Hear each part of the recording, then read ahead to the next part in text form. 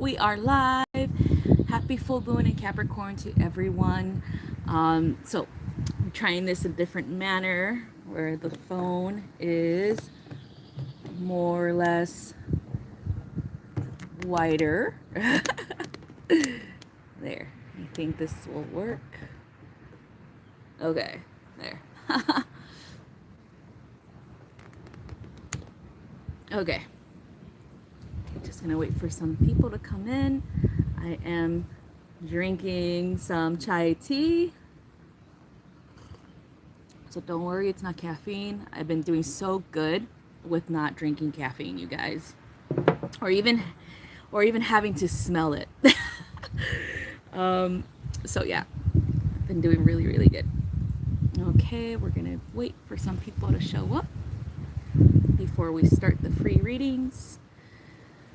Let's see.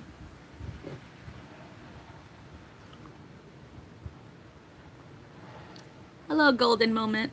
All right, so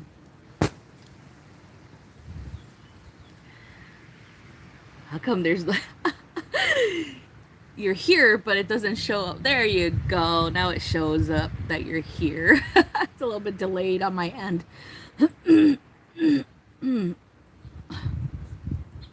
All right, so we're still gonna wait a little bit longer for people to show up. So let's talk about the full moon in Capricorn, what to expect today.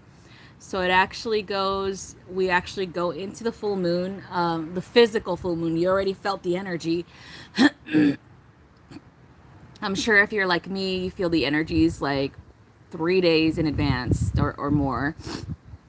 And so let's talk about what is this bringing to us. So there's a lot of, again, is based on everybody's perception of this energy, but in my my own perception, I feel this is an opportunity to really work things through when it comes to your goals and mind. In particular, like for example, I have a job at a high school, right, as a paraprofessional for special education children.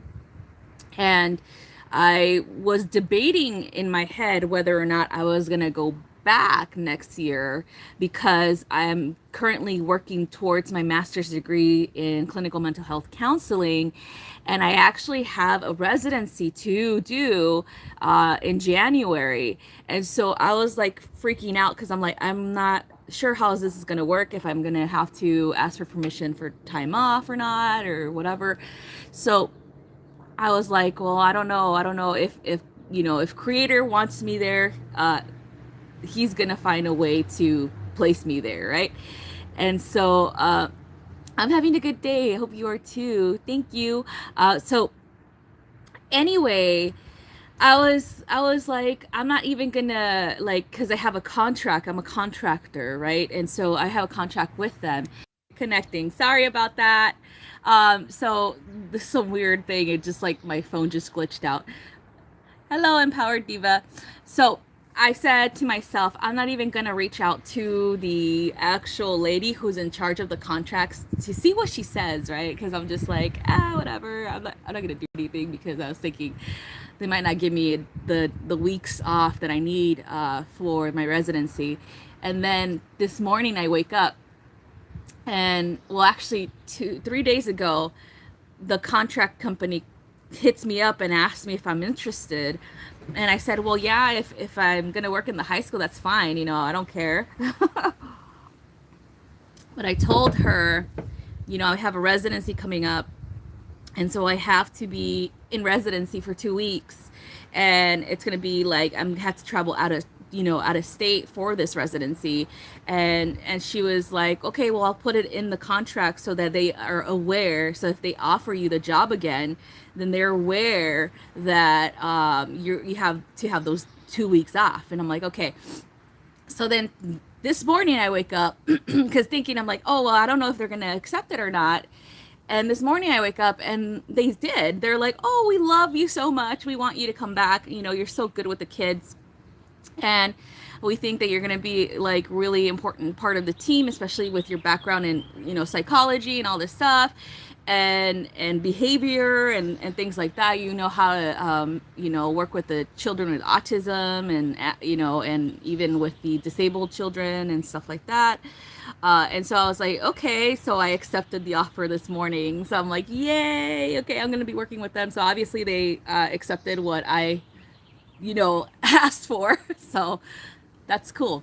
So anyway, that's how the Capricorn full moon is working for me, and I'm sure this is going to be working for you guys in that manner, where it's like kind of like career minded goals, any type of like how would you make money in order for you to be financially stable, things like that, right? So I feel like that's what this energy is bringing in for the Capricorn new full moon, where we're being directed to our business and being directed to really dive deeper into it and to really push forward in what we want, okay? Because we're thinking about ourselves, but we're also thinking about, because we are in Cancer season, we're also thinking about how we feel about these goals, how we feel about the success of these goals, how we feel about doing what we love and being happy with the career we're choosing, okay, the path that we're choosing.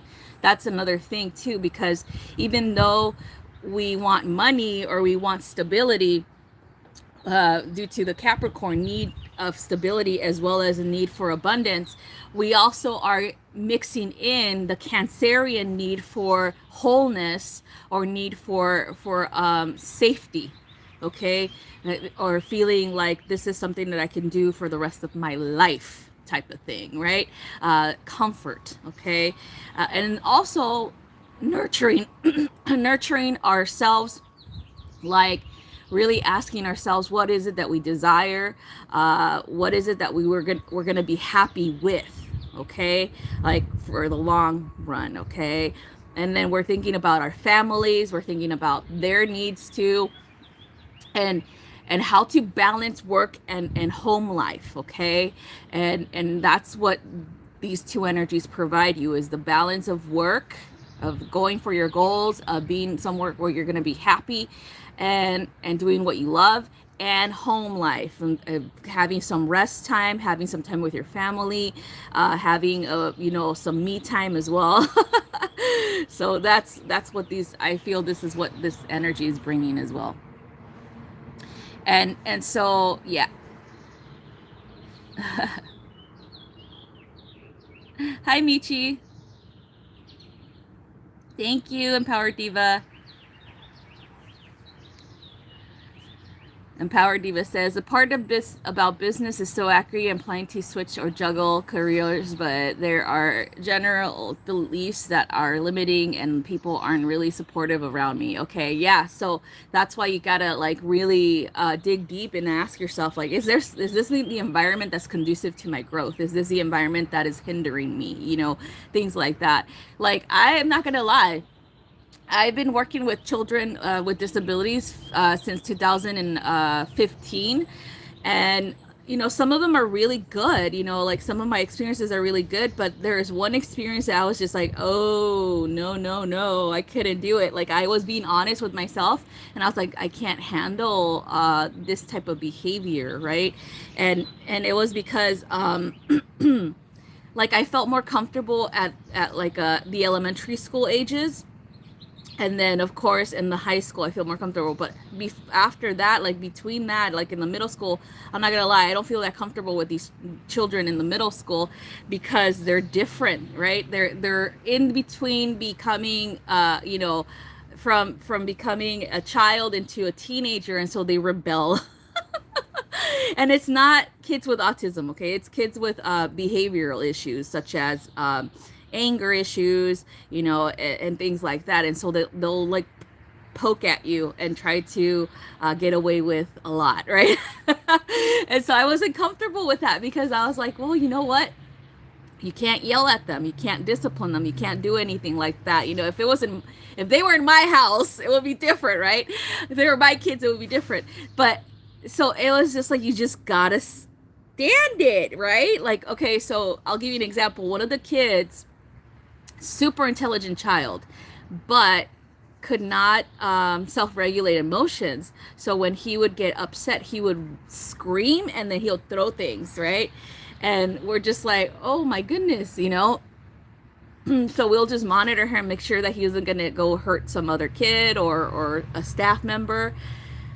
So I remember this one staff member was like, all right, trying to talk to him, you know, trying to calm him down.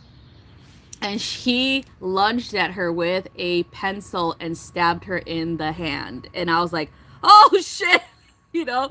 And she was like shocked too, because she's like, oh my god, you know. And so I was like, oh my goodness. So then they had to restrain him. You know, they had two staff members that had to hold him, like through from his shoulders and from his like, I believe his all the way down to his like put his arms against his body, right? And he could like flail all he wants with his like kicking, and he was kicking them, of course, but they're not allowed to restrain him from his legs, right? And so they just restrained him from the arms. And they carried him, they lifted him up, and he's like kicking, and you know, and they put him in the timeout room, right? It's a padded room. And they just monitored him. Like there was two staff members in there with him, and they let him just go at it, right? To like punch the walls and do whatever he needed to do to get that energy out. And so to me, I was just like, okay, I'm not being trained properly for this, so I'm gonna peace out, you know.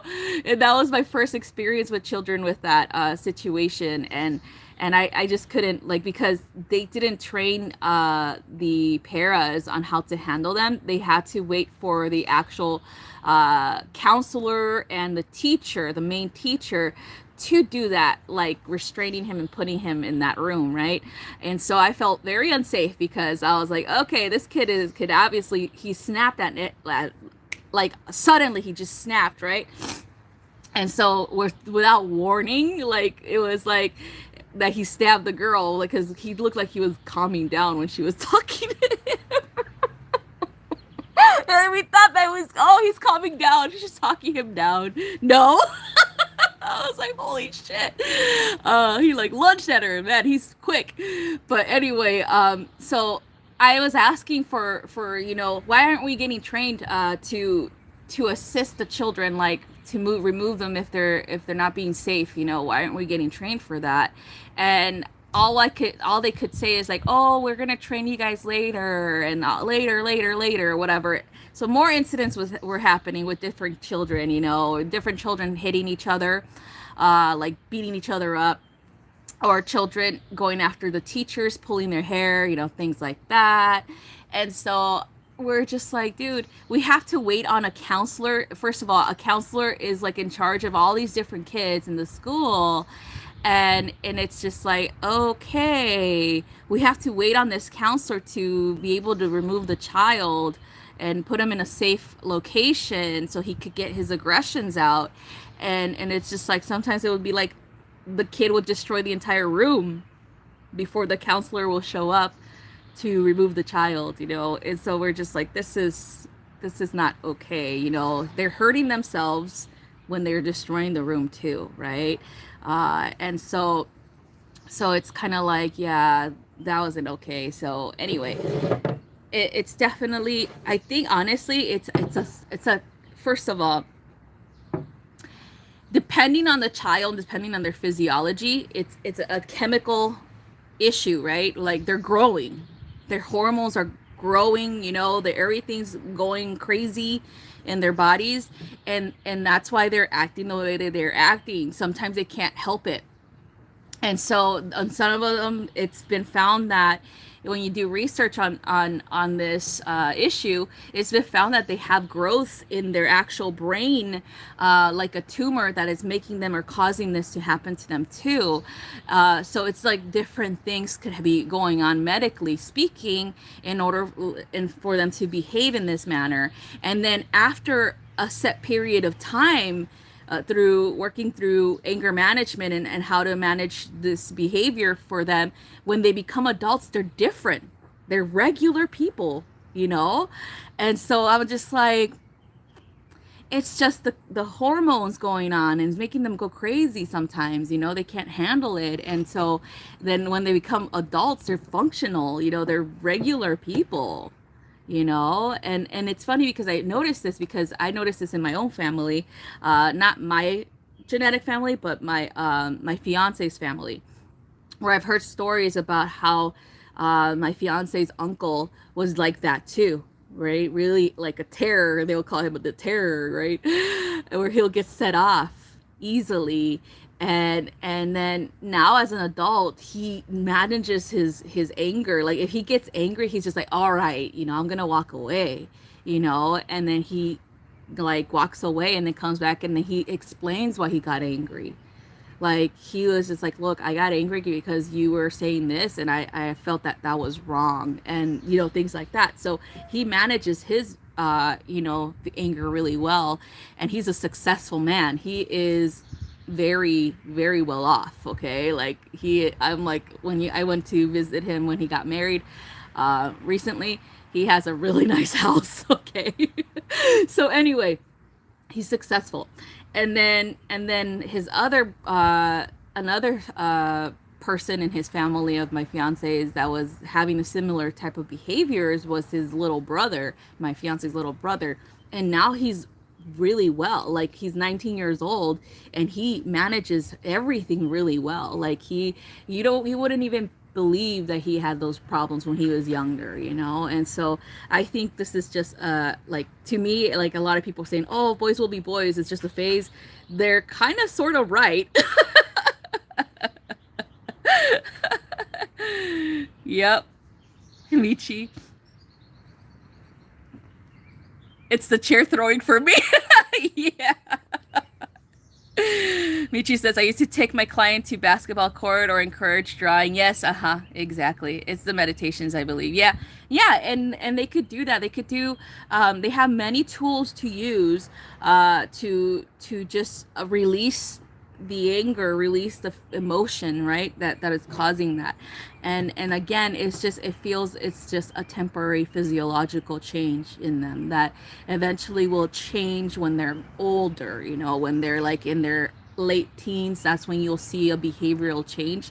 At least that's what I've noticed, is that's how you'll see the behavioral change when they're like 18, 19, 20, around those ages. Then you'll see, oh, they don't have those behaviors anymore. They're very they're managing, you know, any type of triggers or anger, things like that. So at least that's what I've seen. All right. Hi, Tara. All right, so let's go ahead and start with the readings. I'm just gonna choose people and I'm just gonna pull cards for you guys. I just want to do it straight, just cards, because we got Cancer season, so it's not about, I guess you could say, it's whatever the emotion comes up. Okay, so let's see. We'll do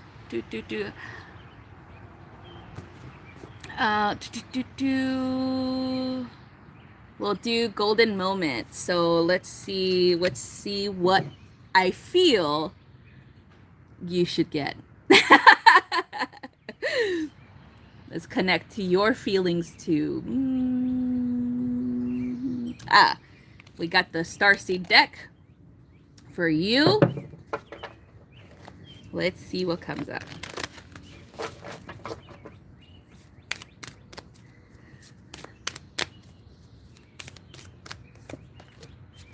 I remember. Okay, so I remember. So look at her looking into what looks like cosmic waters down below her, and contemplation. So it's about your life versus your destiny here, right? Like what's going on in your life right now, and what is it that you're destined to do here? This is a contemplation thing. It's like, what is it that you really want to do? What is it that your soul is speaking you into, moving into, right?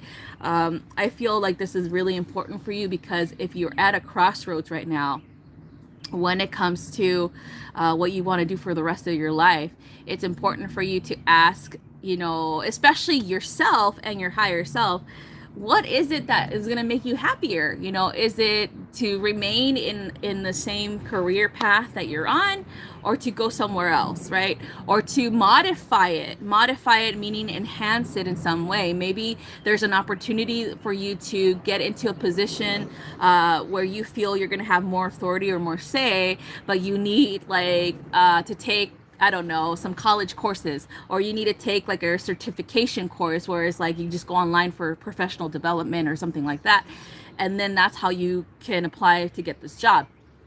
And you know, whatever it is that you feel you're being called to change something in your environment, they're saying you need to listen to that. Because that is your spirit telling you, if you're not happy here, it's time for a change. Okay, it's time to really reflect on what is good for you, what you're here to do, and what you're fated pretty much to do. What's your destiny? Okay, so it's like, even though I honestly believe that I know a lot of people believe that it's fated, that you're supposed to be doing certain things, and you have to be. It's like, to me, it's very linear thinking, in my opinion, to be fated to do something, right?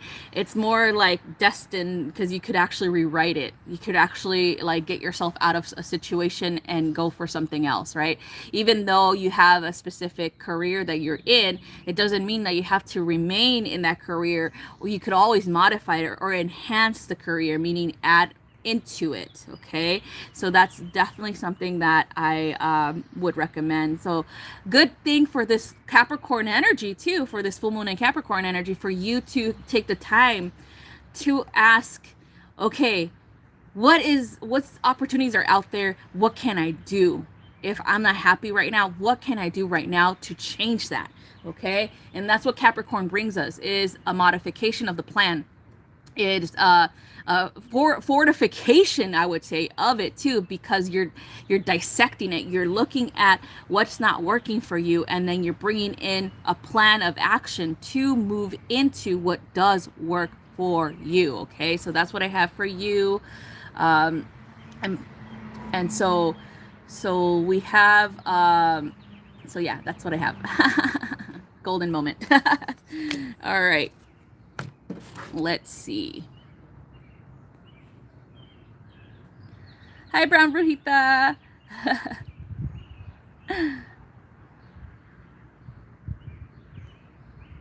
Okay. Now we have, let's see, Empowered Diva, you are next. So I'm going to see what I feel, what deck you should get, and what you feel the message should be, okay? Okay, the Ascended Master deck.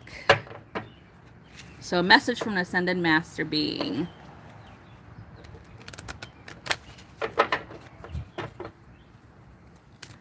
Let's see. Ooh. The Miriam, okay, the Miriam Sacred Vision. So this is all about working with foresight, with, you know, really seeing the future for what you want it to become, and also seeing the light in every situation, meaning like if you've experienced harsh times, seeing the wisdom that you've gained from that experience, so that you can really be aware of any type of cycle, any type of red flag that might be coming back in with maybe a different person, but it feels like a very similar situation. Okay, so I'll give you an example. They're showing me kind of like relationship wise, a past lover, and seeing a lover in this current path that it has similar traits or similar behaviors, I would say. And how are you gonna be able to really help yourself manage this experience? Meaning, like, are you gonna be confronting them on their behavior? Are you going to say your piece pretty much? Are you going to speak up for yourself? Are you going to stick up for yourself? Or are you going to work with them to help them understand that that behavior is not conducive to you, to your growth and to your needs. Okay. So this is very important because sometimes we have like these relationships with people where we want to say, we want to call out their behavior, but we don't want to rock the boat. Right. And we want to call out their behavior in a more compassionate way too. So it's like an opportunity to do this. Okay. An opportunity to choose to be compassionate in the way that you call this behavior out. Okay. And also understanding that love has no real bounds. Love is infinite, and so it is an opportunity to really kind of ask yourself, how is this relationship helping you grow into love, or become love. Okay, like become love itself. If it's not allowing you to express yourself, your emotions, especially because we're in Cancer season, this is very important to really connect in that way. If it's not allowing you to be who you are, or express your emotions, or not accepting of those emotions, then you got to ask these questions too. Okay. And it's not necessarily to place blame on the person. It's more or less to really ask them, like, what happened, like what happened to you that is making you behave in this manner towards me. Okay. So even modifying the language is helpful. Okay.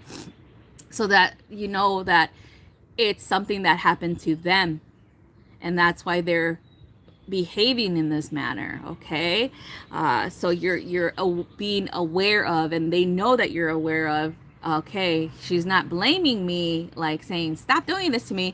She's saying what happened to me, right? Like what happened to you. Okay. So that's what I have for you.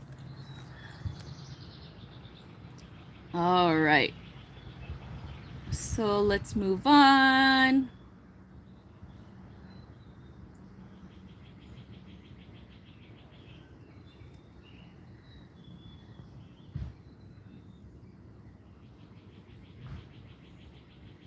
And then we have Skywalk Trice, I am, for your next. So let's see what I feel, what deck you should get, and what you feel you should get as a message.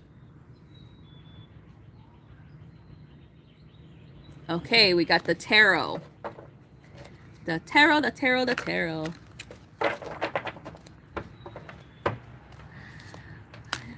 Thank you, Michi. Don't worry, it's because I had to learn that for myself too.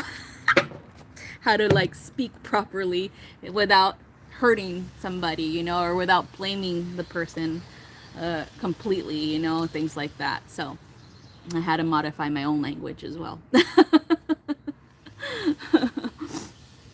All right, so Skywalker, we got the 10 of air for you. So the 10 of swords. So this is an ending of a cycle, a struggle. Okay, very huge ending coming, any type of situation, and also allowing you to embrace the change, even though this is ending, even though it was hard for you to move forward. Expect things are going to get better. Expect new opportunities are coming in. Anything like that. To me, I feel like this has been like an uphill battle for you in particular. Like you've been trying to modify the way that you perceive yourself personally, like for a very long time. Okay, like you've been doing things here and there to like self-improvement things, right? In the spiritual sense of the word. Okay, and you've been doing so much work on yourself that now it feels like you're finally releasing all of these things that have been holding you back, or all of these things that have been testing you, right? Whether or not you really desire this change in your life, whether or not you really desire to improve yourself, right? In this manner. And so this is the 10 of air telling you, yes, you've done all that hard work and it's paying off. And now that cycle is closing. And now you're going to look forward to new and better opportunities, to a more peaceful life, which is definitely, everybody wants that, right? So yeah, so that's what I have for you. All right. Let's see who's next. All right, Michi the Queen, you're next, love. So let's see what I feel, which deck you should use, and what you feel should be your message. Okay, the Archangel deck. Do the Archangel deck for you. Let's see. Ooh. Hello from heaven, Archangel Azrael. Okay, hello from heaven. So you're welcome, Skywalker. So this one feels it's an enhancement coming. It feels like an enhancement. It feels like a third eye enhancement. So Archangel Azrael becoming the angel of, to me, I call him the portal guardian, because he guards the portals that go into the spirit realm, or the realm of the dead, you know, when we pass over. I feel like he's more or less assisting you in seeing things more clearly in the spiritual sense of the thing. Like if you have like a guide that you want to see, you start to see more colors, you start to see shapes, you start to see a form more clearly, because he's assisting you with that. And then you start to really sense energy more or less. Like it looks like okay, this is how I see energy, and this is kind of, it's different. Okay, so when I see I see geometric shapes on people's faces. Okay, that's how I see their faces, like geometric shapes, like all over. And then of course I could see their auric field and see things like that. So you're starting to see kind of like like when you look at a solid object, it starts to warp, like warping. And that's what I see too. It warps. Like you can see, like if there is like the particles are separating to show you that it's only energy, and that eventually you'll be able to go through it. You know, eventually that is, or that's how energy comes through it as well, because the particles are not as dense anymore. They're separating, and so energy goes through those particles, the gaps in between them. Okay, and so I think this is what he's helping you with, to see that. And like you feel like you see movements on your peripherals right now, and now you're seeing it directly. Like you're in front of an object and it's all warpy and things, and you're just like, whoa, what's going on? I'm not even high, you know, like I haven't, you know, done anything like that. So and that's why I told people, like when I had that live the other day, it's not to judge people, it's just to tell them like, hey, if I can see shit like this regularly, like without needing anything, like any type of medicine or any type of like plant, you know, medicine, that means you guys can accomplish this too, right? It's just the mindset. As soon as you clear that mindset of needing to have something, a substance to be psychic, then that's when you become more empowered, and that's when you you don't need it anymore, and you trust your intuition, you trust what you're seeing 110%. Okay, and so it wasn't to make, you know, judgments on people, but it was just to inform you guys are going to evolve beyond needing these things. Okay, that's the whole point, right? That's the whole purpose of us working with our psychic abilities, is to trust them, right? It's to really trust them 110%, that we don't need anything to help us connect when we're already connected, to help us see these things when we already see them, right? And so yeah, Michi, that's what that's what Azrael's saying. He's helping you with that. That's funny. It looks like gas. Yes. It looks like a mirage, you know, like a little like warping, right? That's how I see it normally, you guys. So it's like people are like, oh, I wonder how Ari perceives energy. That's how it's perceived. And then it comes in different things, like different, like at first, like when I know there's energy in, like, for example, you can see it like even more at night. Okay, like if you're laying in your bed or you're sitting up, this is what I practice all the time, is I turn off all the lights. There's no lights, it's pitch black, and I don't have any light protruding from my room. and I just sit there with my eyes closed, and then that's when it activates the pineal gland and it activates your third eye even more. And then you start seeing objects, right? Objects. And then when you start opening your eyes, it's like, it's because the activation is already there. You see it like it's as if you're seeing it with your two eyes, but it's actually the third eye that's seeing it, right? And so then you start seeing shapes, and you start seeing these mirages looking things, like kind of like gas or whatever. And that's what it is. It's you're already on the other side, okay? You're caught off guard.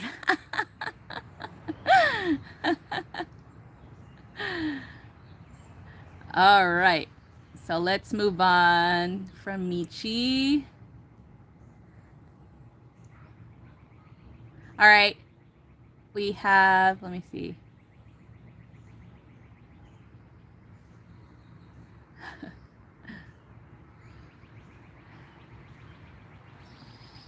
Okay, is Microvinity in here still? Microvinity, are you still here?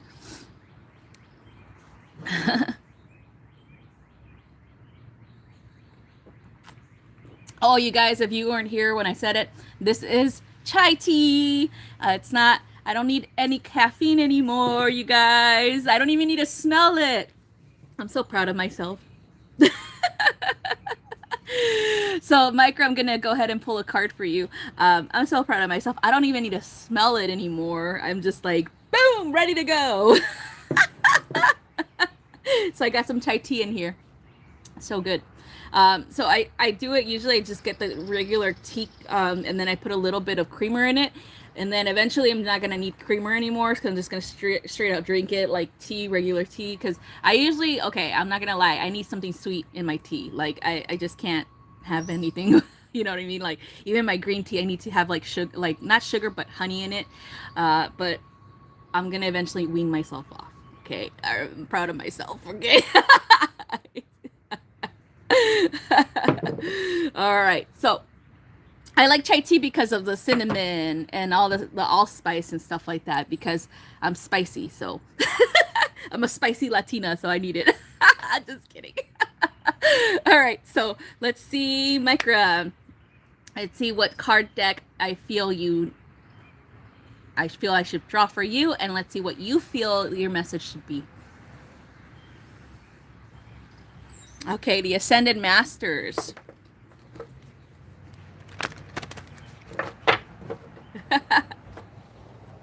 Yeah, Chane.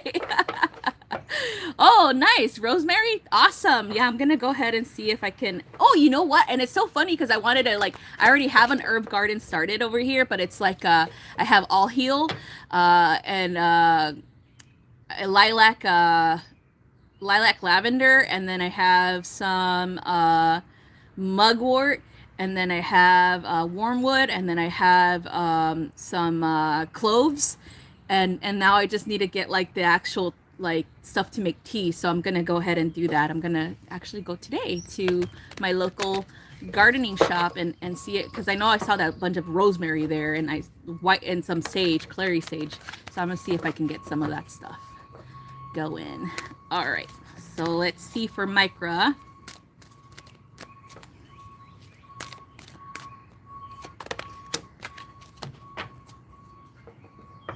Oh, I don't like stevia. Yeah, so what I've been doing with coconut, so even coconut milk, using that for like my sugary needs. All right, so Dwal Cool Dharma unfolding for you, Micra. So he's kind of reminding you of like remaining positive, okay? Remaining positive even through the darkness, even through the hard, difficult situations that you might be facing, especially because we're moving into Cancer season. There's been a lot of, to me, it feels like you've already, like, okay, he's saying you've already done all this stuff that needs to be done for Cancer season. Like emotionally speaking, you've already been there, you know? And so like you've done the work prior to the season starting.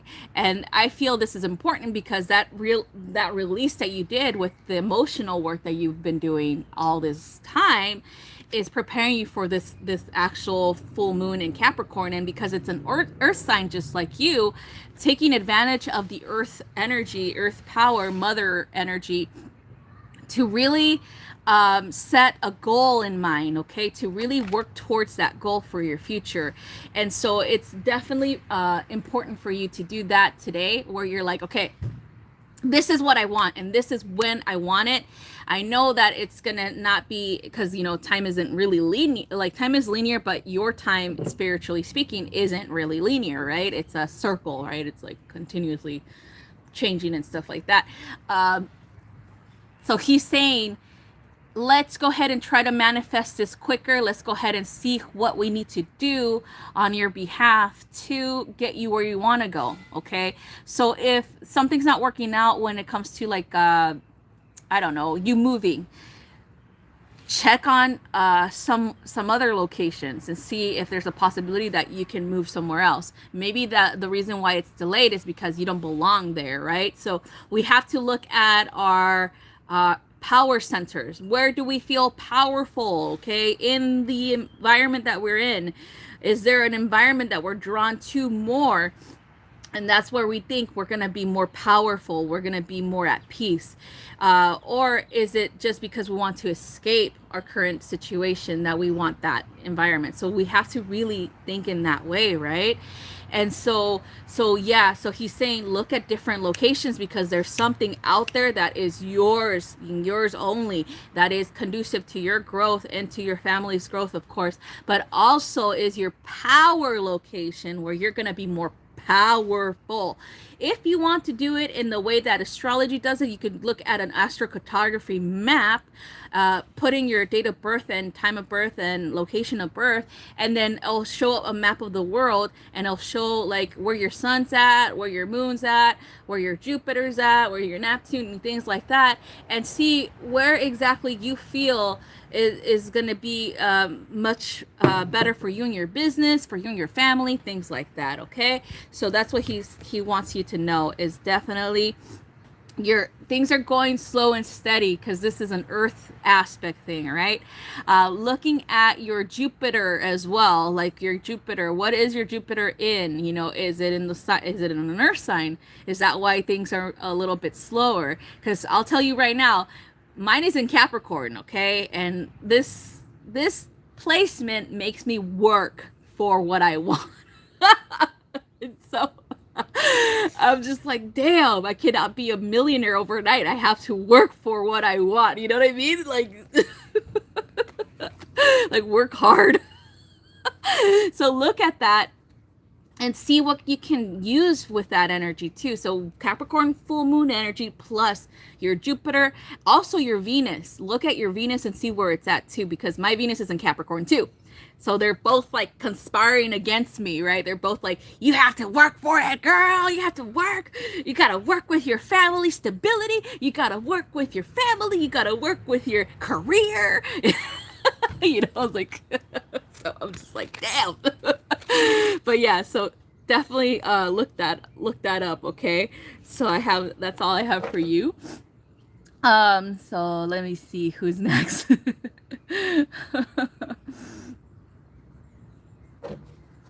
So yep, that's what I have been doing, the gold thing as well.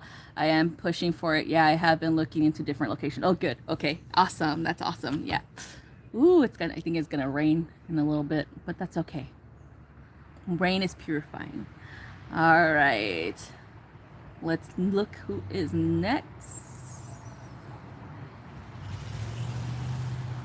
Okay, we have Tara. If you're still here, let me know. Tara Martinez. Let me know so I can pull a card for you. Skywalk. Shizy, your midheaven's Cappy. I think my midheaven is Taurus. And then I have, okay, so that's another thing too, right? I have a lot of earth placements in my chart. Like if you calculate everything, right? The energy of my chart is a Virgo chart, very earth but mutable. And so I have my Chiron in Gemini, but I have my North Node in Taurus and my South Node in Scorpio, right? And so that Taurus too is like, you better work for it, work to beautify your home, your environment, yourself, you know, everything to do with the material, it has to be done, right? In order for me, I guess, in order for me to be peaceful or for me to be happy. So I'm just like, shit, why did I choose this? All right, Tara, so we're going to go ahead and choose a card for you. So let's see. I feel, which deck should I choose for you? And then what do you feel should be your message? Okay, the Starseed deck. Let's see.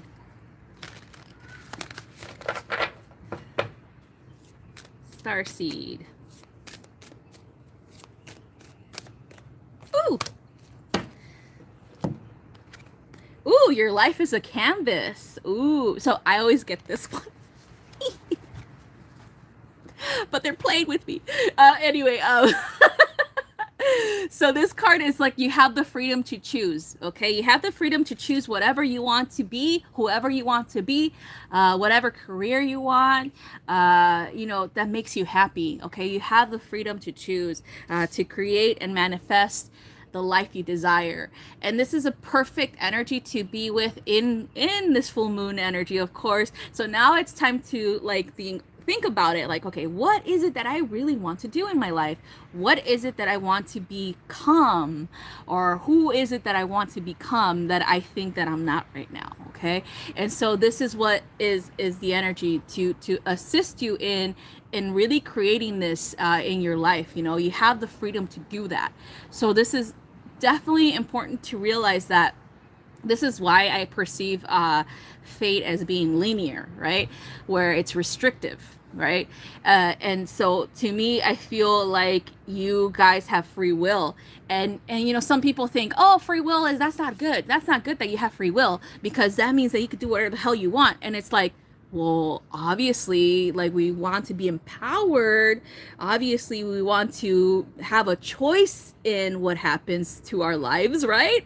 Not just be like dictated to whether or not this is going to happen or not. We have to make it happen, right? We have to put faith in ourselves and to faith in a creator, and that creator is working through us to make this life happen for us too. Okay, not just because we're fated. It's definitely having an opportunity to have a say in it. Okay. And so that's what they're saying. You have an opportunity to have a say in this. You have an opportunity to work with the universe and create together. Okay, create what the life that you desire. Okay, so that's what I have for you, Tara Martinez. So, and when I get that card, I always, the first thing I'm saying, oh, I want to do this, oh, I want to do that, right? And then here comes my Capricorn side, and it's like, oh, well, you know what, let's make a plan if you want to do that. And I'm just like, plan, damn it.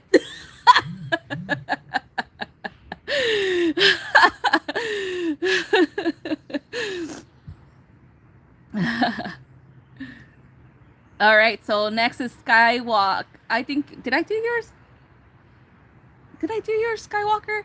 Damn it, I don't remember. Let me know.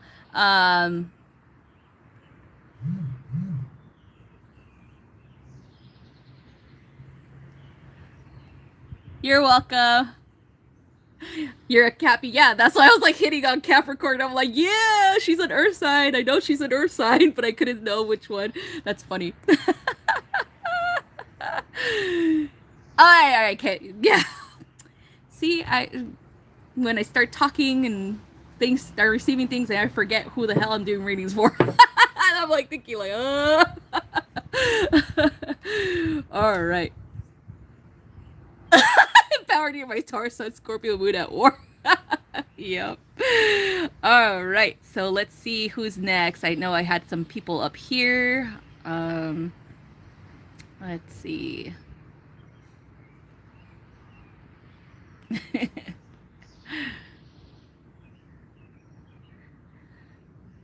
Chanae, if you want one, let me know. You'll be next.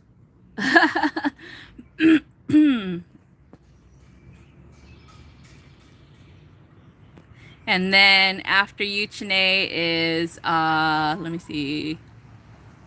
I'm like this. Okay.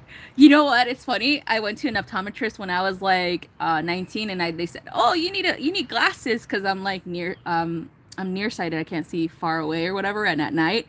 And I have yet to wear any because I'm like, I can fix my eyesight. Even at 19, I'm like, I can fix this. I can fix my eye. I can heal my eyes, you know? And I've been like doing that lately. I've been going like this, like kind of like putting energy into one eye and then helping the other one strengthen its vision and the cones in the eyes, and like concentrating on really connecting the nerves and things like that. And then I've been doing this too, and I'm like, oh wow, I can see clearly.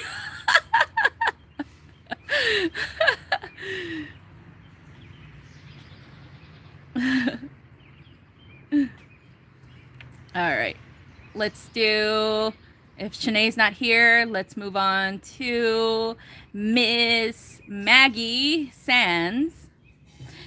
Maggie, I'm gonna go ahead and choose a card for you. So let's see what I feel should be your card and what you feel should be your message. Okay, so we're gonna do the tarot. Let's see el tarot. It's funny, my first time that I went to a reader, I think I was like I said, I don't ever use readers.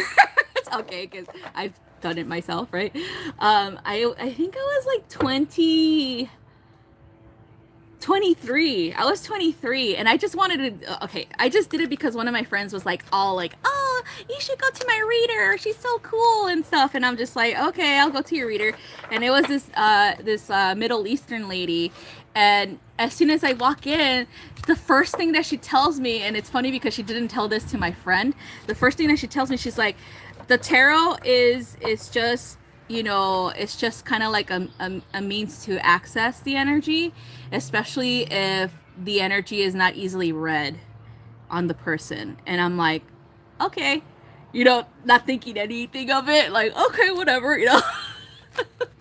And then so she did that, and she did all the reading or whatever, and I was like, oh cool, you know. And then she looks at me, she's like, you know, you're difficult to read. And I'm like, oh really? And she's like, yeah, even though you feel like you're open, you have something like that is like shielding or whatever. And I'm like, oh, that's interesting. And so it's like this, like, I'm like, this is weird, right? And then I find out later on, because my friend kept going to this reader, that she was like trying to take money, you know, like, so I'm like, oh, it's because in so many ways I was already resistant to her energy, because I find out later on, and I, you know me, I'm not trying to be judgmental or anything, but I right away I was like, I don't really want to be here. Whatever.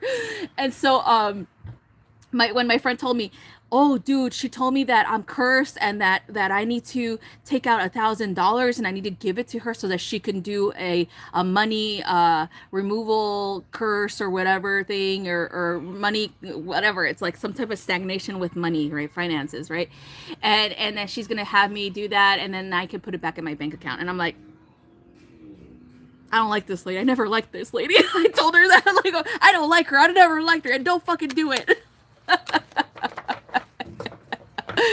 And so she's like, you never liked her? I was like, no. So I told her, I was like, you know what you need to just do is freaking look at your finances. All right, let's look through your finances and let's see what you're spending your money on, and then we'll correct that, okay? I told her that, like, and she was like, fucking Ari, dude. And I'm like, oh, it's true. Okay, let's see what you're spending your money on, for real. Like, if you're struggling with money, girl, like, because I always had to let her borrow money. I was like, if you're struggling with money, let's see what your finances look like. What are you spending your money on? You know, like, what's going on, right? And she was just like, okay, fine, you know. And I helped her, my Virgo self.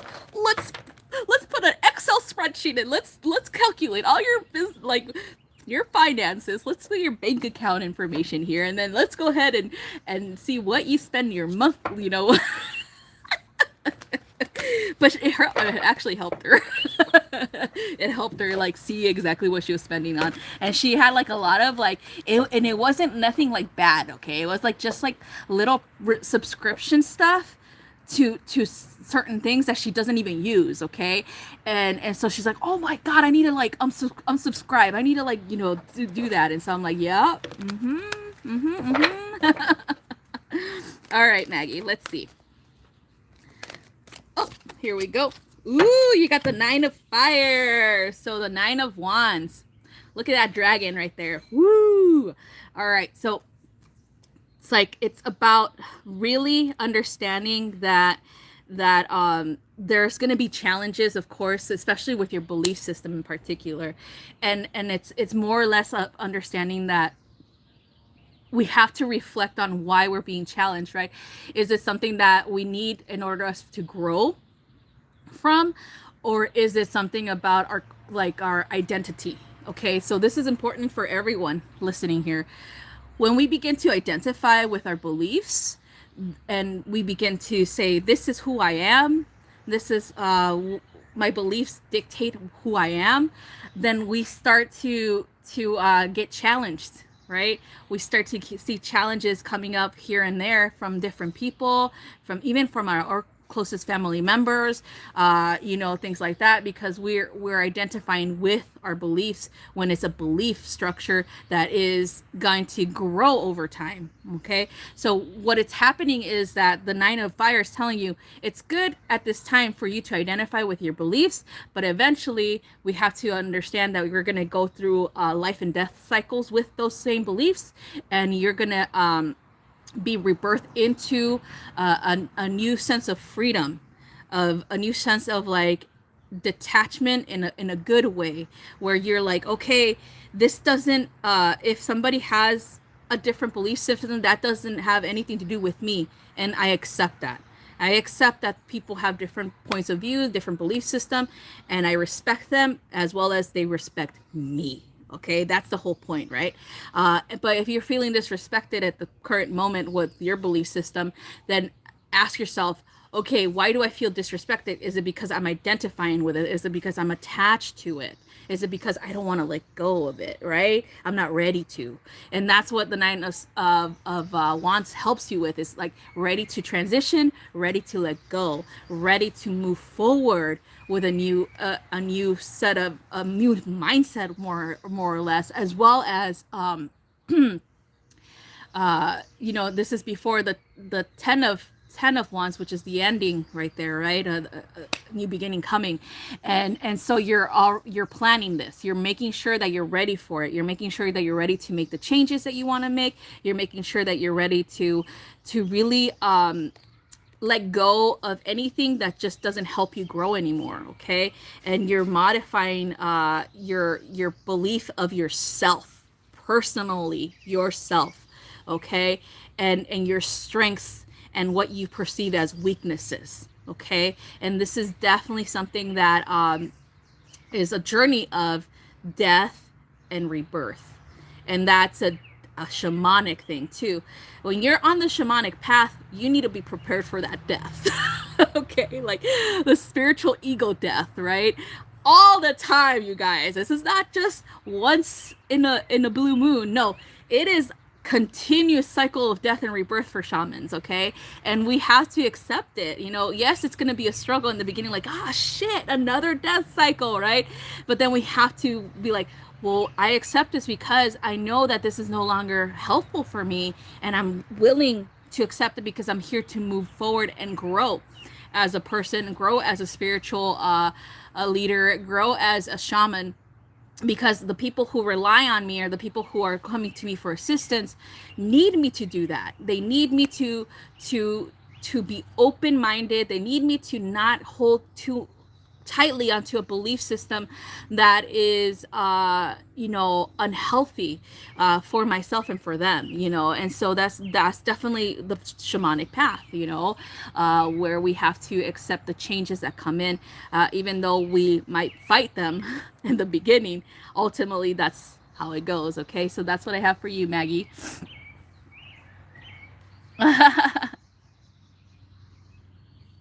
Yes, Skywalker, exactly.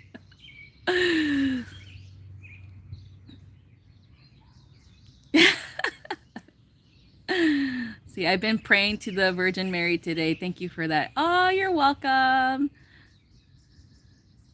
Yeah, you're welcome, hun. All right, so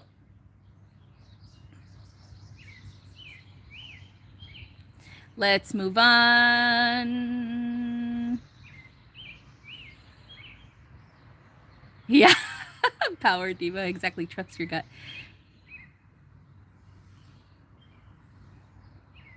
Empowered Diva, do I have Scorpio? Yeah, Pluto and Scorpio, but I also, let's see, where else do I have it?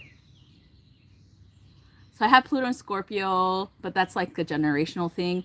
Um, no, my Lilith is in Aries. Where else do I have Scorpio? Oh, my South Node in Scorpio. Um, so I have my South Node in Scorpio, Pluto in Scorpio. And then when I'm looking at my progress, I don't think I have Scorpio right now. So in my progress chart, I'm a Capricorn sun. So this full moon in Capricorn is like, yeah, you know. So I'm a Capricorn sun in my progress chart. I'm a Cancer moon as well, and then I'm a Libra rising, and so it's like the balance. So it's kind of cool that we have the whole balancing thing with family and work or career is definitely a necessity for that Libra rising too. So I thought it was fascinating. So I would also recommend you guys work or look into your progress charts, because then sometimes you might feel off, like you might not be connecting to your birth natal like moon or natal sun or something. And so if you look at your progress chart, then you'll like find out why, like, oh, that's why, because I'm not that right now, like that energy is not coming in for me right now, right? So yeah, let's see.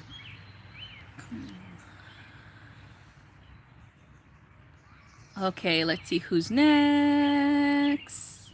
Oops.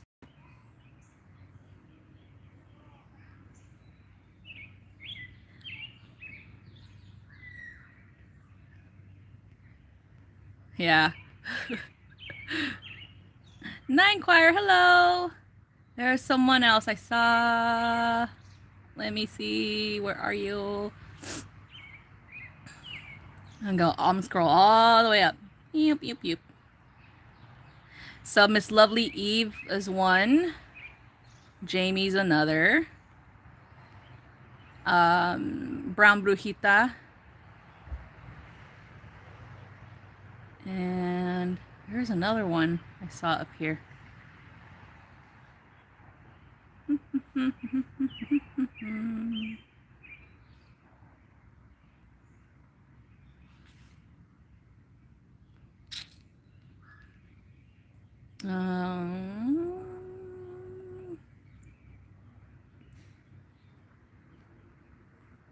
Damn it.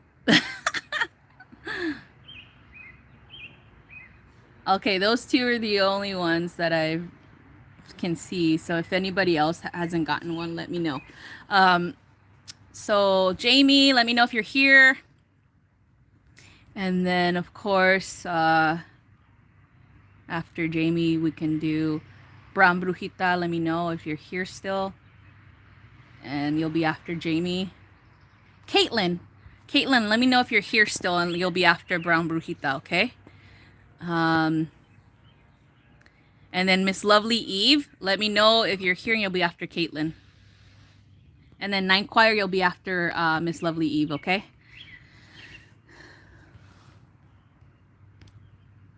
There's Caitlin. Okay, anybody else that I said? Brown Brujita, Jamie,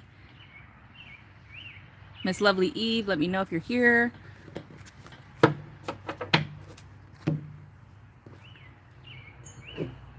There you are. Okay, and then waiting for Brown Brujita or Jamie to let me know. If not, we'll do Miss Lovely Eve, and then we'll do Caitlin.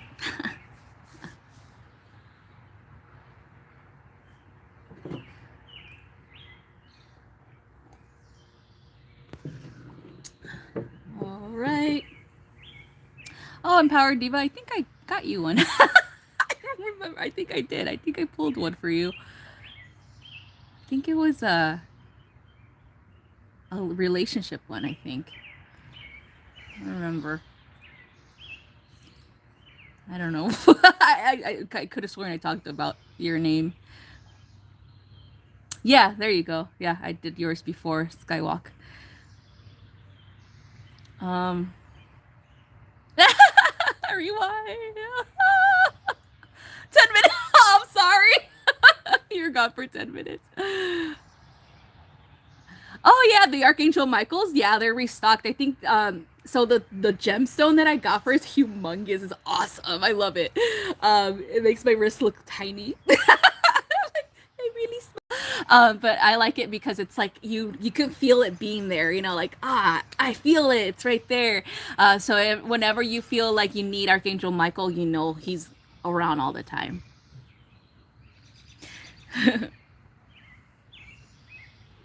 So yeah, so I restocked the Archangel Gabriels, the Archangel Michaels. I believe I have the Archangel Raphael restocked as well because that one was like it was out of stock, and then I have the Archangel Uriel restocked as well.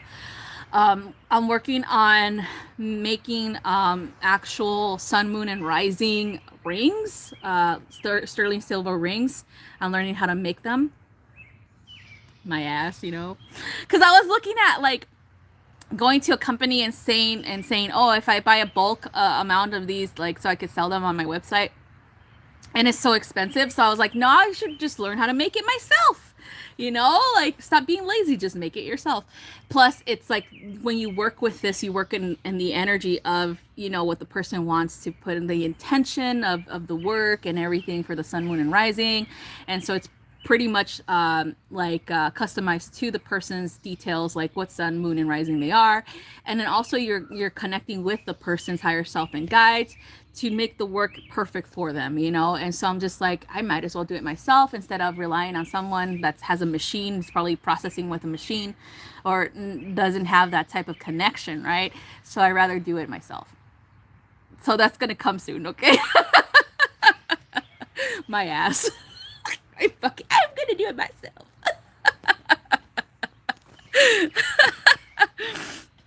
I'm telling you, I cannot, like, it's that Virgo, it's the earth energy. I cannot trust anyone to do anything like that. Can't do it like that. I do it myself.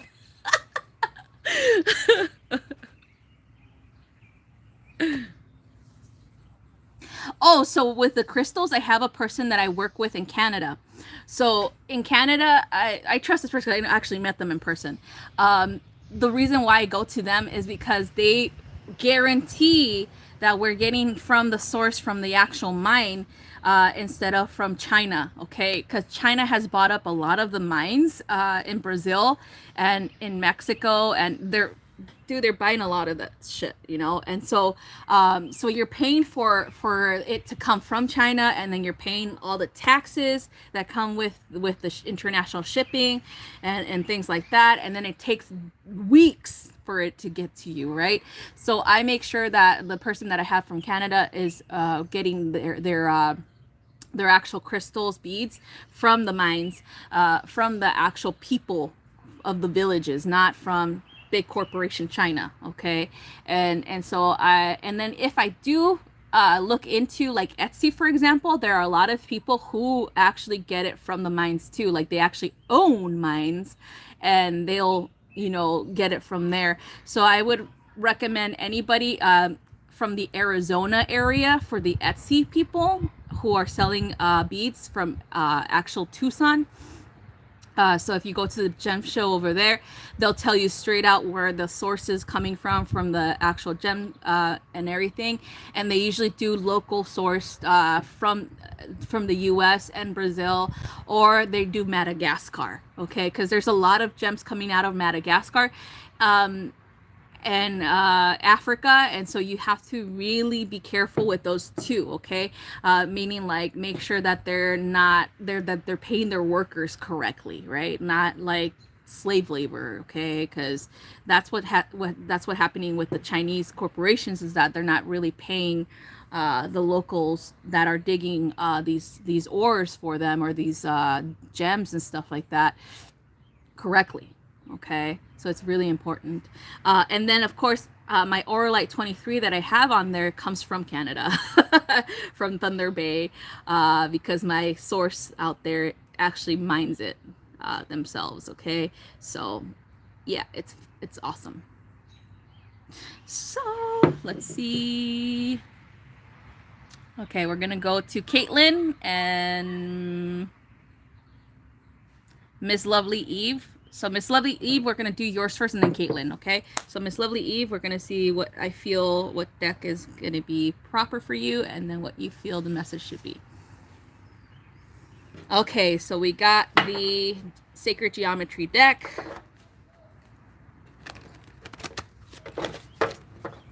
Yes, calcite. So you can, yeah, Florida's a good source of it. So is South Dakota, because we have calcite mines too, but we also have rose quartz mines too. So that's where I kind of like restock any type of like raw rose quartz is coming from. If you ever see it on my shop, I haven't restocked it lately. It's coming from South Dakota.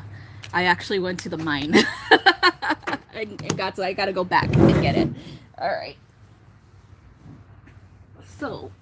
So your cards fell. Let's see, top or bottom? Top it is. All right, so synergy for you. We have number 41, which is number 5. Number 5 is all about empowerment. It is all about movement forward. So empowering yourself to move forward for the changes that are coming, okay? So synergy is all about the frequency of allowing and accepting this to come in, all right? So not something that feels different, that hasn't been done before, is coming your way. Something that you've never dealt with before is coming your way.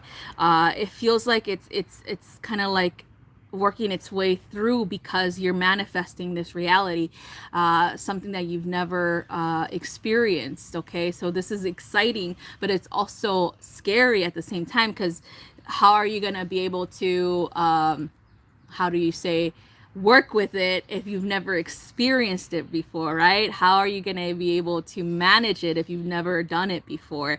So it kind of tells you, you know, even though it's something new, don't be afraid of it, because you've wanted this to come in for a very long time. And now it's like the energy of this full moon in Capricorn is telling you, yes, allow it to come in, accept it, accept these changes, accept this new exciting new adventure, because it's definitely going to be something that is going to benefit you, your life path, as well as your life's work. Okay. So you're giving birth into this reality, into this new reality, into you're as a co-creator, of course, of it. And I also feel like this has to do with a dream that you had, that you've dreamed to become this, to be in the situation before, and it's like, oh my god, it's happening, it's really happening. So that's really exciting, because you're just like nervous, but you're like, oh my god, it's happening, oh my god, you know, and so excited at the same time. So let it in, okay? Let you feel everything that you're feeling, every emotion, everything. Let it all in, because it's happening, okay? So that's all I have for you. Congratulations on this new beginning and this new thing coming in. All right, so we have next is, let's see. Caitlin, you are next. Like a little kid. Yeah, exactly. Like you're like, yay! You're welcome. All right, Caitlin. So we're gonna see. I'm gonna feel which card is gonna be for you, and you're gonna feel which message you desire from this. Okay. All right. So we're gonna do tarot for you, Caitlin. Okay. Let's see. Holy moly.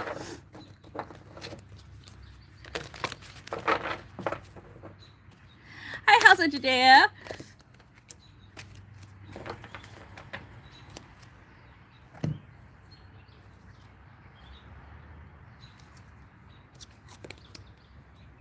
Okay.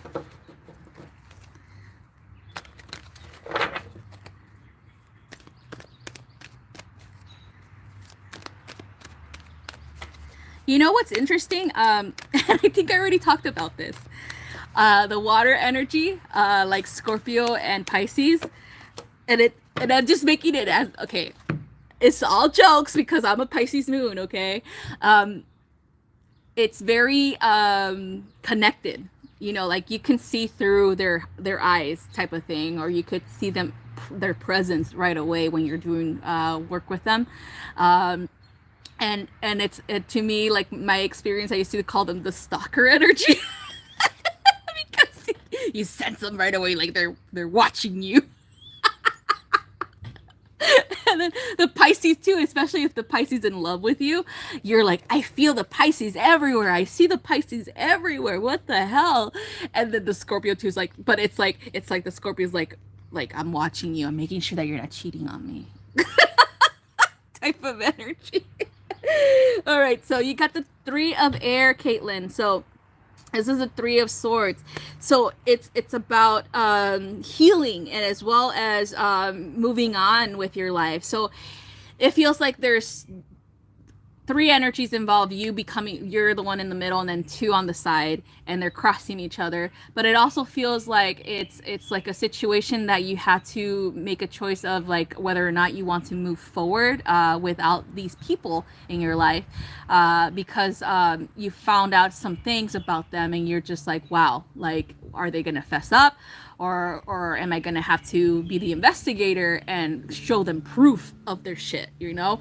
And so I feel like this has to do with relationships, but it also feels like a new environment where you are being led to moving to a new environment because it's going to be better for you. It's going to be better for your family, and it's going to be new energy as well. Okay, so it's going to help with the healing process too, where you're going to allow new energy in. You're going to have more success. You're going to have more stability, and so the situation seems like it's dense right now or intense because it's kind of like a movement forward. Okay, and you might not want to let go of it right now, but this card is telling you have to let go of it. You have to deal with it. You have to move forward for your health, for your own heart, for your family's health as well. Okay, so if it's a relationship that you have to let go of, then you have to sit with that and ask yourself, what's really going on? What am I being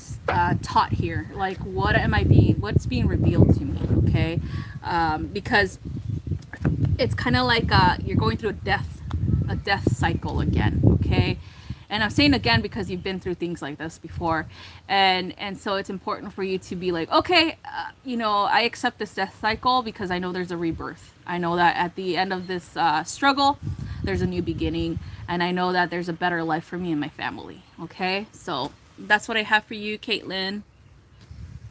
Oh my gosh, I know it can be scary sometimes, especially when you're like, oh, do I really want to move forward? Do I really want a new environment? Is it going to be good for me and my family? Especially if you have children. Oh, so there you go. But remember, if you're feeling doubt about it, investigate it as you should. Like, is this safe for me? Is this safe for my family? Should I do it? Things like that. And so I feel like when you start to learn more about the environment itself, like feeling the actual environment itself, then I feel like you'll make it your own. You'll make it home. Okay. And let's go on. Let's see who's next. I know there was somebody who just came in.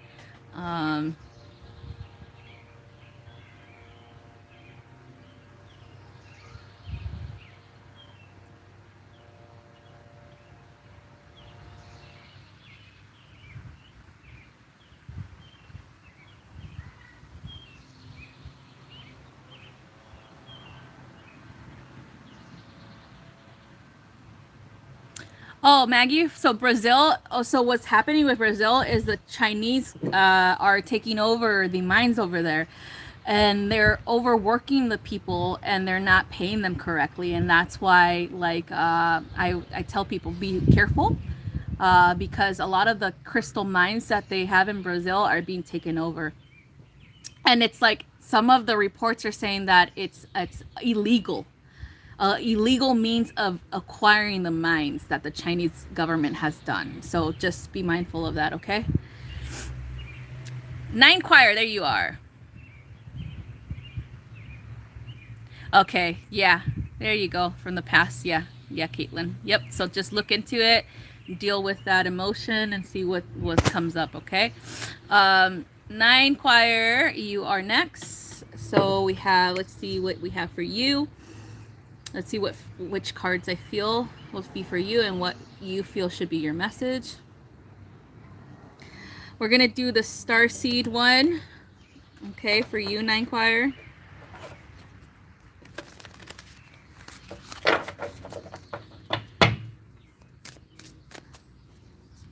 Let's see.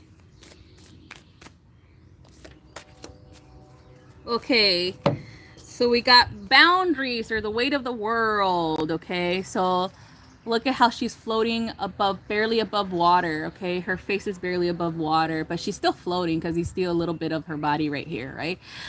So to me, it's kind of like when you are working with people, when you're talking to people about their problems, you tend to take them on, okay?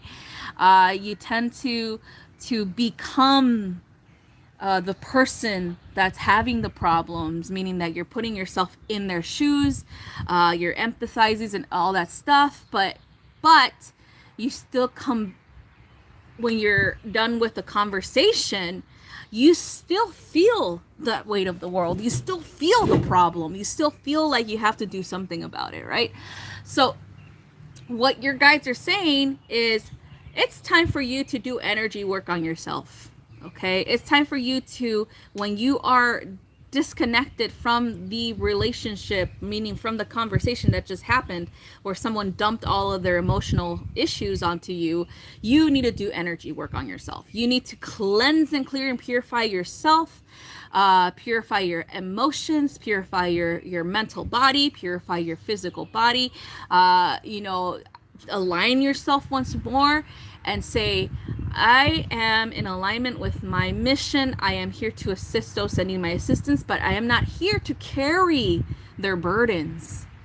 I release these burdens onto Creator so that Creator can assist them as best that Creator can, okay?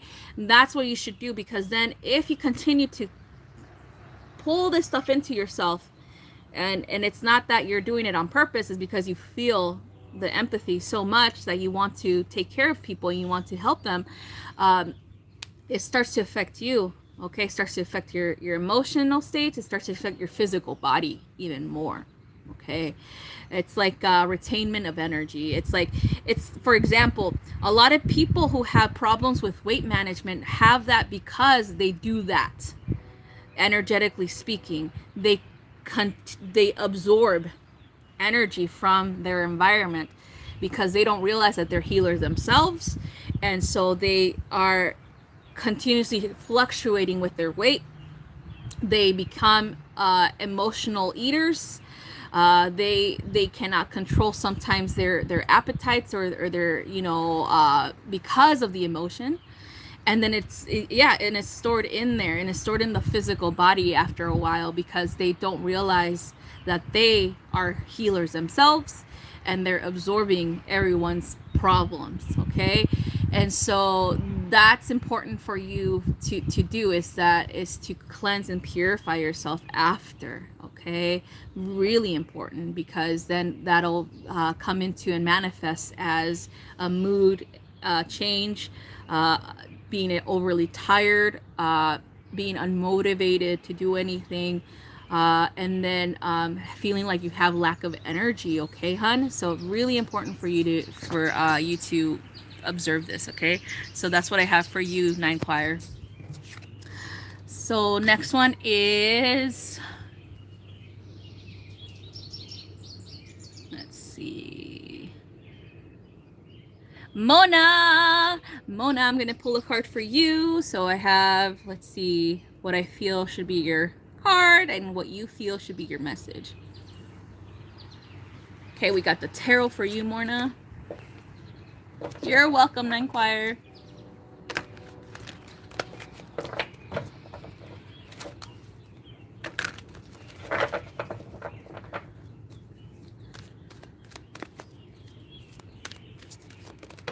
Woo.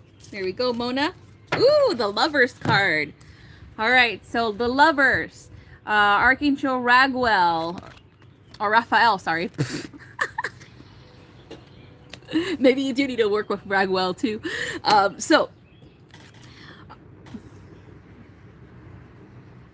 Okay. The coloring on him made me look twice, okay? Because I was like, does he have makeup on? Androgynous. There you go. All right. So anyway, that's all of the angels. They're all androgynous. They don't have a sex, right?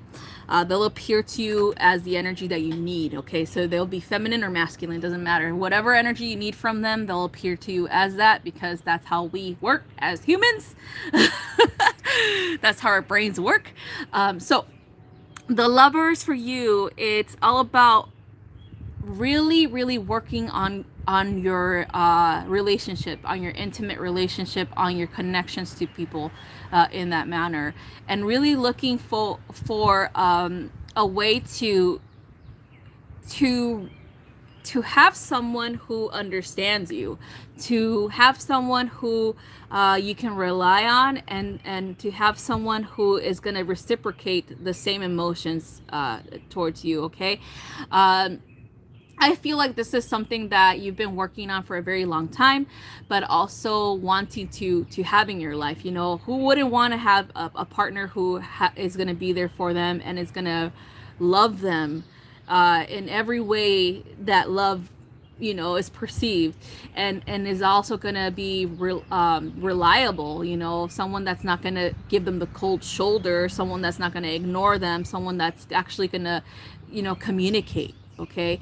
And so I feel like this is someone that is definitely in your life, or you have an idea of who this person is, but you have to communicate. Both of you have to communicate, have to establish a relationship, and you have to be free of any other relationships that might be getting in the way. Okay. So that's what I have for you, Mona. All right.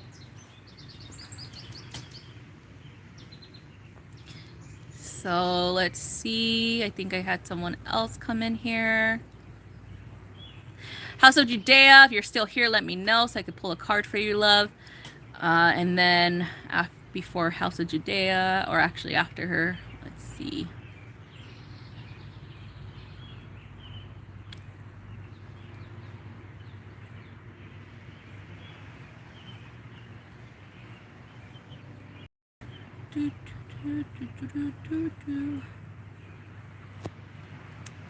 Okay. I'm like, I lost my place. There you are. Okay.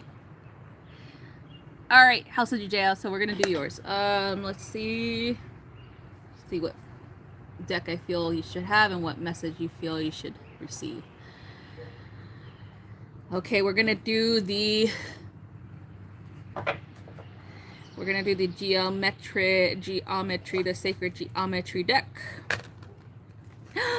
Oh my God, there's a little tiny chipmunk right here, you guys.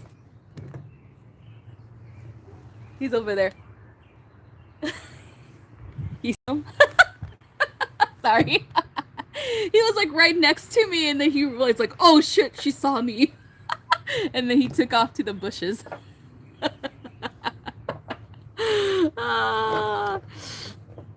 Little Chippy. Oh, there you are. Look, he's right here in the driveway.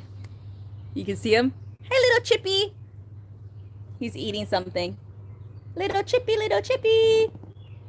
And there he goes, little Chippy.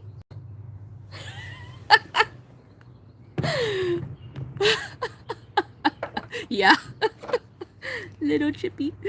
I call him Little Chippy. I like him better than the gray squirrel that always hangs out over here, because the gray squirrel makes a mess on my deck. Like when he digs up his nuts that he left for like the winter time or whatever, he starts to like break them apart and chew them all up and leaves a whole mess. And I'm just like, mister, And I haven't seen him lately because I think he's been hanging out in the front yard instead of back here. And Mr. Chippy has been hanging out back here. So he's cleaner than the gray squirrel.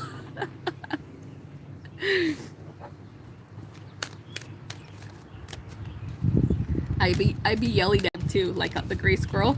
Hey, what are you doing? You're making a mess. He just looks at me and he continues. He doesn't care. All right. Let's see.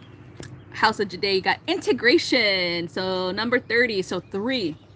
The number 3 is a very powerful number because you got 2 that are creating 1, right? One thing, movement forward.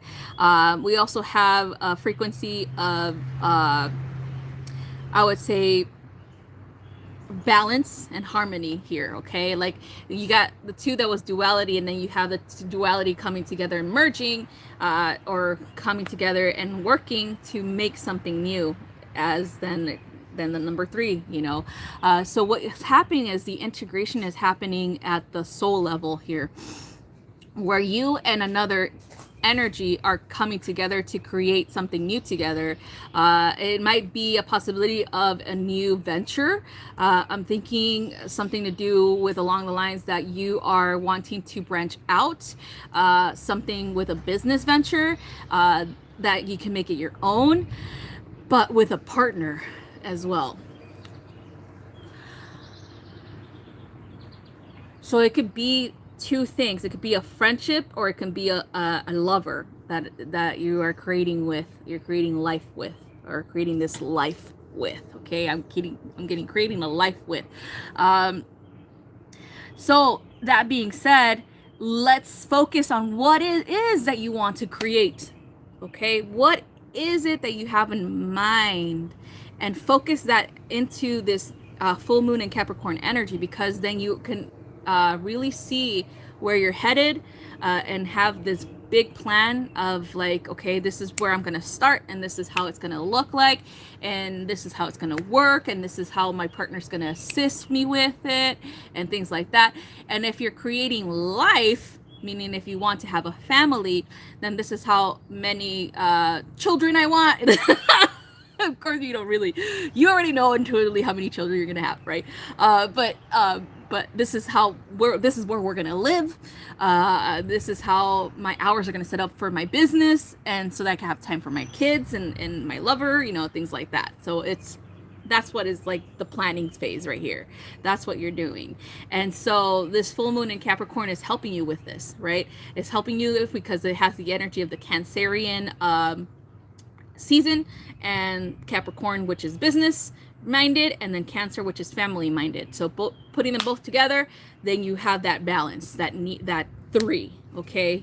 You and another, and what you want to create, okay? So that's what I have for you, House of Judea.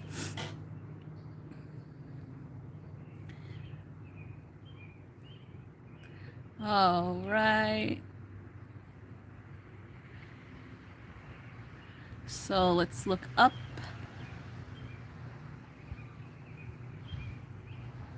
So we have Mara, and you're going to be my last one. You're welcome, House of Judea.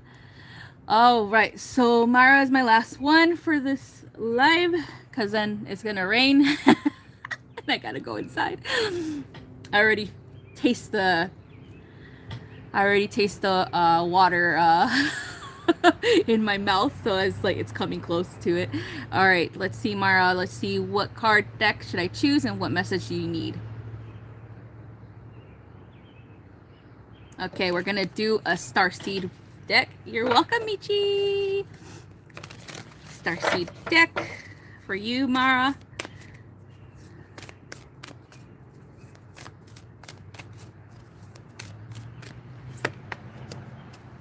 Okay, we got the You're Not For Everyone. I always get this too, you guys.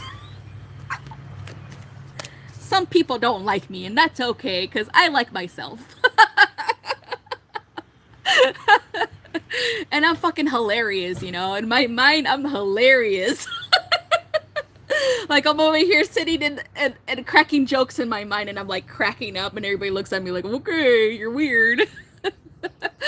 All right, so you're not for everyone, meaning embrace who you are, embrace every quirk, embrace everything about yourself, because sometimes some people, you know, people who don't like you is because they haven't embraced who they are, right? I always see that as to me, I always see people who are insecure. They don't like me because they perceive me as being very secure in the way that I act, or the way that I am, like, as a person, or like because I goof off a lot, and they're like, you got to be serious, you know? And I'm just like, no, you don't. So they don't like that about me. That's some personality trait that they don't like, because they themselves cannot let go of their own insecurities in order for them to be goofy too, and not care for what other people say about them, right?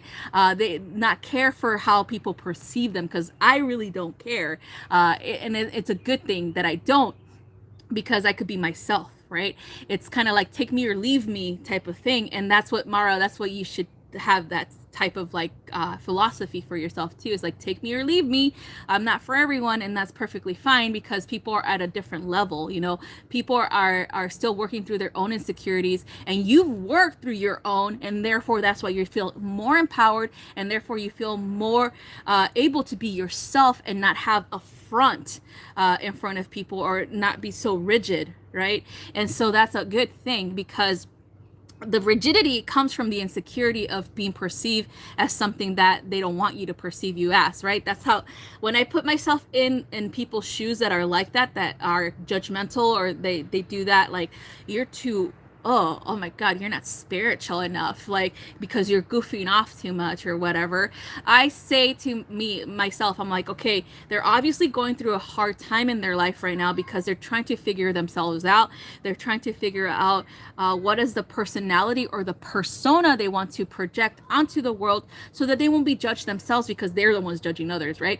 And they felt the judgment before. That's why they do it. So they're coming from a place of judgment because they've been judged before. They've been hurt that way, right? And so they want to have a mask on, and they want to be like, I am so spiritual, and I am so connected, and I am not, and I'm very serious about my path, right? That they want people to see that, right? But that's not true. That's not who they really are. And that's because the vulnerability of showing the world who you really are is empowerment, and they don't see it that way at that time, at this time in their life. And so you, Mara, you are just like, yep, this is who I am. You know, there's no fakeness about me.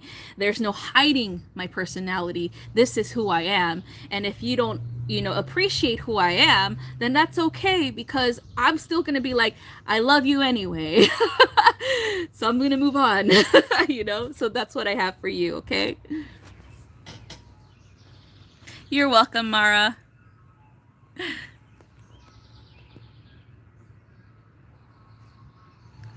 Yeah, that's because, you know, even as a kid, I was like that kid that would hide away from people, because I was like, oh my God, these people are like crazy, because I would feel their energies, and so I'll be like, I don't want to be around people, you know. And then so I'll be playing by myself, being a goofball, like, I'm gonna climb this, and like, if I fall down, I fall down, whoop, whatever, you know. And so that's honestly what I think attracted kids to me as a kid, is that I didn't give a shit. I was doing whatever the hell I wanted. You know, I didn't have a perception of danger, and they're like, oh, I want to be like that too, right? And so I'm just like, yeah, because I was thinking in my head, oh, I'm like Bart Simpson, or I'm like a superhero anyway, like, I can do what I want, you know. But I didn't go too far as to jump from a roof and try to fly, so at least I had that logic, so don't do it. But yeah, so that's the same thing with adults. It's like when they're having trouble with being themselves because they've been burned before, right? This is how they become. They get rigid. They become very they categorize themselves, or they split themselves up in so many ways. They split their personalities up, where they're going to act a certain way in a certain group of people, and then with another group of people they're going to act a different way. And so that's, to me, that is just what is it called? It is ultimately having them split themselves up. And so when you do that, you have to realize that eventually these people might end up meeting each other, and they might have different stories about who you are, right? Which is funny to me, but also, like, they're gonna be like, well, is she really this way, or is she really that way? Like, what the fuck, right? But anyway, I feel like those people are just going through some phase right now until they're done healing, and then they accept themselves 100%. Okay. It's like, that's why I don't understand people in general. Yeah, me too. I'm like, I have these spirit guides anyway, so I could play with them. Which freaked out my mom. But yeah.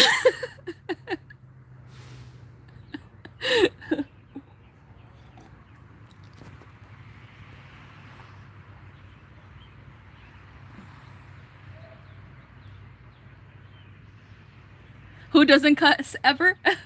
I cuss once in a while. I was worse. And I think my little Cancerian baby, she was like, "Mommy, those are bad words." She always called me out. It's so funny. It's like, "Mommy, those are bad words. No, you shouldn't talk like that, Mommy." And I'm just like, "Okay, honey." Like, she started, like, when we were little, because I was in the military, and so that was like the language there, like you're cussing off, like you're talking like a sailor, and so every word was fuck, and then I'm like, you know what, I should do better, because I'm trying to really work through my own issues with thinking and processing and speaking. Right. And that's a very Sagittarius thing too, where, like, you're like, I'm just gonna blurt out whatever I'm thinking. Like, no filter. And so I wanted to improve that about myself, because I didn't want to harm people with my words anymore, and I didn't want to offend people with my words. And so I had to be mindful of what I'm saying, or what I'm about to say. And even my little Cancerian baby was like, "Mommy, that's a bad word." So she's calling me out already when I'm thinking, like, I need to change that, right, about myself. And she's, like, helping me out, like, guiding me. She's my little guide when it came to my language problems. And even to this day, like, she looks at me like, that's not nice, like if I'm saying something, like I'm cracking a joke with, like, between me and my fiance, we crack jokes all the time. And she looks at us and she's like, "That's not very nice, you guys." And we're like, okay, that's not very nice. I get it,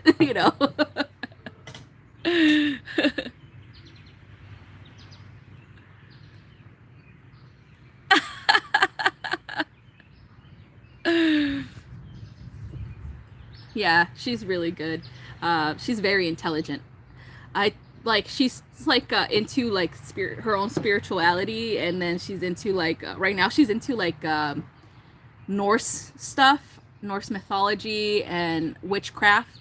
And so I always buy her things that she wants to like, explore. And then so she's into that, and because she sees things too. And so but she's not afraid, which is good, because I've never ever taught her to be afraid of the dark. Because there's some people who are like, "Oh, don't go in there, it's dark, or it's creepy, or there's a ghost there," things like that. I've never taught her that way. Like, as a kid, even as a baby, she would sleep by herself in her own room. Like, she didn't even need a nightlight or anything.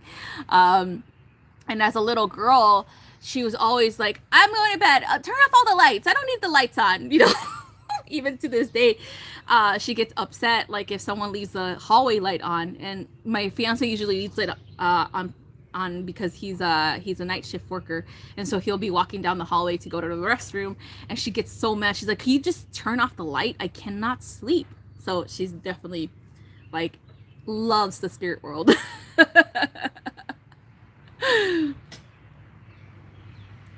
Tara Martinez, both your daughters yell, "Bad word."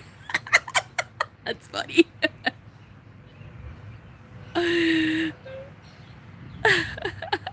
word.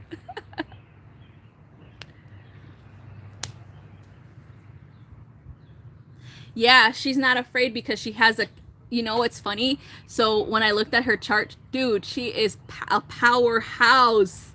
Like this girl is gonna be leading stuff, you know. Like I saw her, I'm like, whoa, she's a leader. Like, so she has her Cancer sun and her Aries moon. So that's where the fearlessness comes from, right there, the Aries moon. And then of course the psychic abilities are coming really strongly from her Scorpio rising as well, and her Cancer. And so she's like, whatever, you know, like she's like, I'm fearless, nothing can touch me, you know. so so that's why she's like, turn off the lights, I can't sleep. She's funny, but she loves to watch scary movies, and like, and she loves to watch or read scary things too. And I tell her, I'm like, you understand those are not real, like those are just based on somebody else's experiences, right? And she's like, yeah, I understand that, but I'm just curious about it because I want to understand why people are afraid. And I'm like, this girl is smart. I'm like, yeah. Oh yeah, she can. Oh my god. So her Aries moon, she hasn't been angry before. Like I've never seen her ever get mad. Like she gets like annoyed. Like she'll be like, "Oh, this is so irritated," or "Oh, this is so annoying," like that. But that's about it. But she doesn't get like, "I'm mad," you know.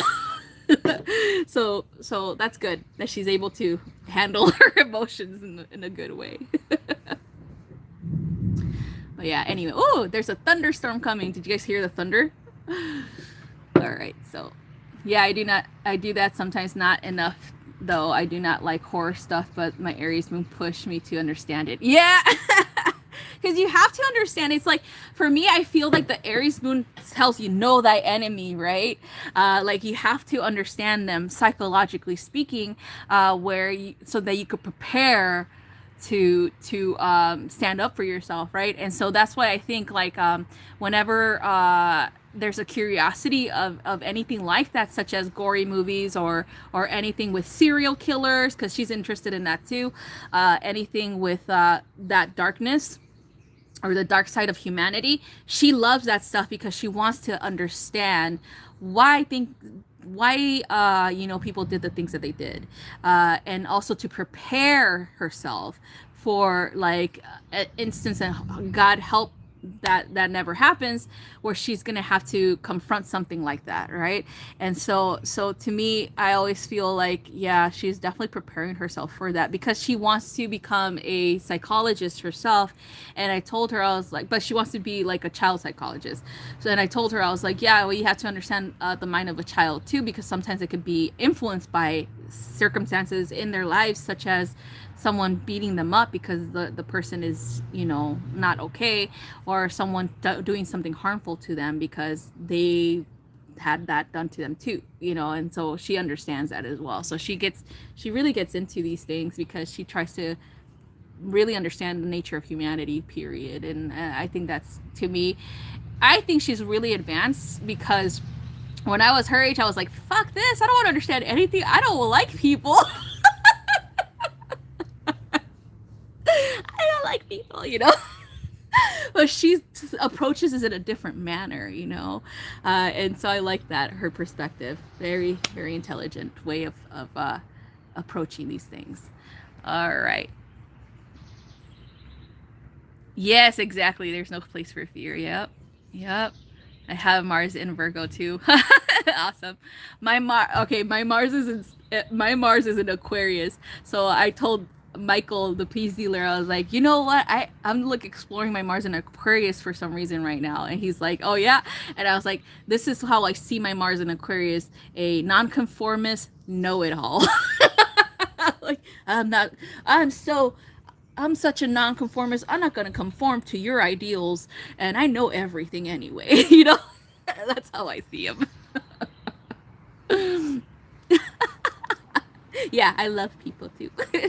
Yep, the Pisces, that water quality helps you love people even if you don't like them.